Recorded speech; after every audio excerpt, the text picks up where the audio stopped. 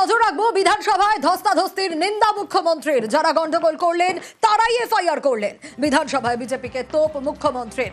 গতকাল বিধানসভায় বেনজির ধুন্ধুমার। ধস্তাধস্তিতে 14 নিরাপত্তা রক্ষী জখম বলে দাবি। জখমদের সঙ্গে দেখা করলেন মুখ্যমন্ত্রী এবং বিধানসভায় এই ধস্তাধস্তির নিন্দা করলেন তিনি।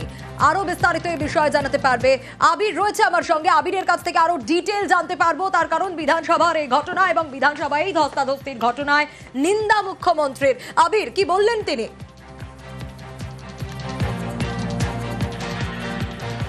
বিধানসভার অধ্যক্ষকে সঙ্গে নিয়ে মমতা বন্দ্যোপাধ্যায় মুখ্যমন্ত্রী তিনি দেখাও করলেন আহত নিরাপত্তা রক্ষী বা কর্মী যারা রয়েছেন তাদের সাথে।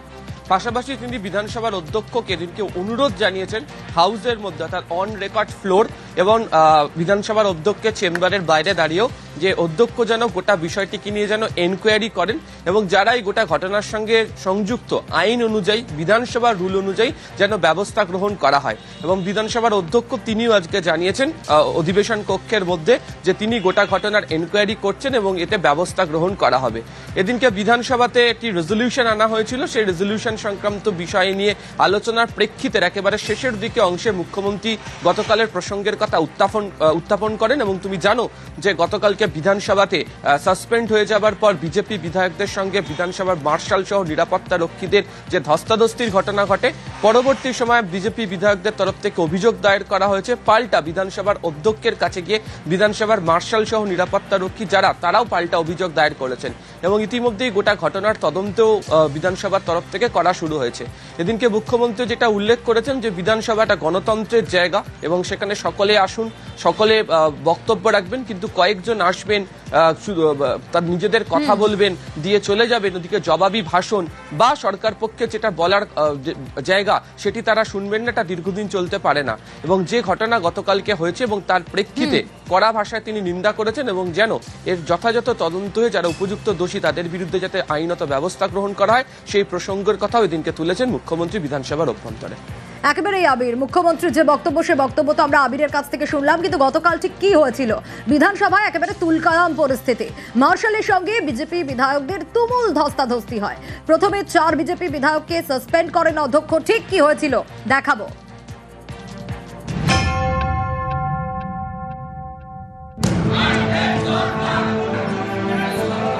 সোমবার বিধানসভায় ধুন্ধুমার। সাসপেন্ড 4 বিজেপি বিধায়ক, শঙ্কর ঘোষ, অগ্নিমিত্রা পল, মনোজ ওরাঁও এবং দীপক বর্মন। এরপরেই বিজেপি বিধায়কদের সঙ্গে মার্শালের ধস্তাধস্তি, যা অনেকের মতে বেনজির। আমাদের রয়েছেন চিফ হুইপ, তিনি 4 জনের নাম দিয়ে বললেন যে এদের সাসপেন্ড করা হোক।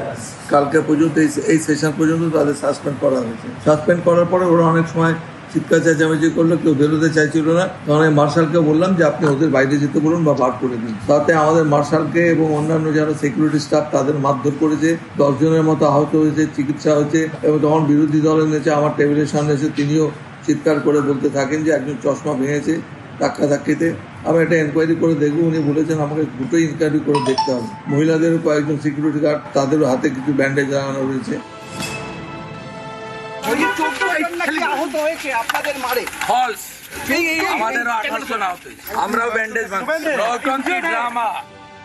বালুরঘাটের বিজেপি বিধায়ক অশোক লাহিড়ী সোমবার বিধানসভায় বিরোধীদের বক্তব্য রেকর্ড থেকে বাদ দেওয়া হচ্ছে বলে তিনি অভিযোগ করেন।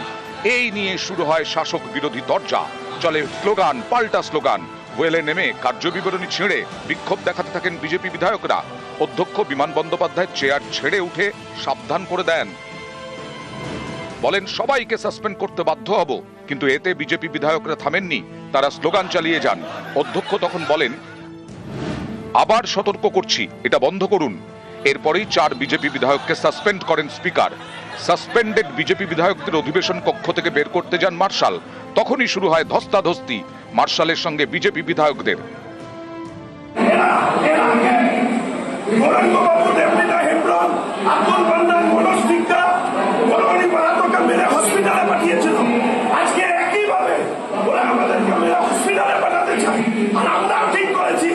বাংলার এই অপশাসন মুক্তি না দিতে পারি তাহলে আমরাও বিজেপি করি না। এবং যেভাবে আজকে মার্শাল দিয়ে আমাদের উপরে অত্যাচার চালানো হলো,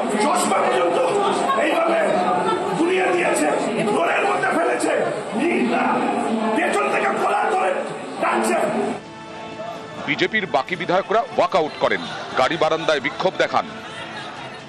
সভ্যতা, ভব্যতা, শিষ্টাচার সব জিনিসের সীমা ক্রস করেছে। 235টা এমএলএ রাখা বামের লোকেরাই জিনিস করে। প্রথমে আমি যখন ভাঙা জিনিসপত্রগুলো দিই তখন স্পিকার ঘোষণা করলেন যে মাইক ভেঙেছে যারা বিজেপির এমএলএ তাদের বিরুদ্ধে আমি ব্যবস্থা নেব। একজন মন্ত্রী এসে বললেন ফিরাদ হাকিম যে সিকিউরিটির লোকেরাও মার খেয়েছে। আমি যেহেতু টেবিলে প্রমাণ দিয়ে এসেছি সুব্রত মৈত্রর ঘড়ি, শান্তনু প্রামাণিক, শঙ্কর ঘোষের ভাঙা চশমা, সেহেতু পাল্টা ডকুমেন্ট তৈরির কাজ চলছে। আমরা আমাদের প্রোটেস্ট রেকর্ড করিয়ে রাখলাম ভবিষ্যতে জন্য। ভারতীয় জনতা পার্টির পক্ষ থেকে আমাদের 4-5 এমএলএ প্রতি সমর্থন জানিয়ে আমরা আগামীকাল বিধানসভার শেষ দিনও আমরা এখানে বিধানসভা চলাকালীন ধর্ণা অবস্থান চালিয়ে যাব। এই স্পিকারের এগেইনস্টে উইন্টার সেশন আমরা আবার অনাস্থা আনবো। এটা অত্যন্ত অশোভনীয়। শুভেন্দু অধিকারী নিজে এখন দাবি করবেন বিরোধী দলের নেতা বলে, একটা এমআইসি স্ট্যাটাসের মানুষ, তার এই ধরনের আচরণ নিজেরও তো বোঝা উচিত যে তার স্ট্যাটাসটা কি, তিনি ওইখানে ওই ধরনের আচরণ করবেনই বা কেন। আমাদের কিছু প্রপার্টিও নষ্ট হয়েছে, একটা টেবিল, কিছু মাইক্রোফোন তারা জোর করে টেনে টুনে ভেঙে দিয়ে গেছে। এইটা নিয়েও আমি একটা সিদ্ধান্ত গ্রহণ করব। কেউ যদি মনে করেন গায়ের জোরে হাউসকে বন্ধ করে দেবেন, কেউ যদি মনে করেন স্পিকারের টেবিলের সামনে এসে স্পিকারকে হুমকি দিলে পরে স্পিকার কেঁপে যাবেন, তারা ভুল করছেন। এর আগেও অনেকবার অনাস্থা এনেছিলেন। অনাস্থা আনতে গেলে আগে ভুলটা যেন ভালো করে পড়ে নেন। নিউজ 18 বাংলা।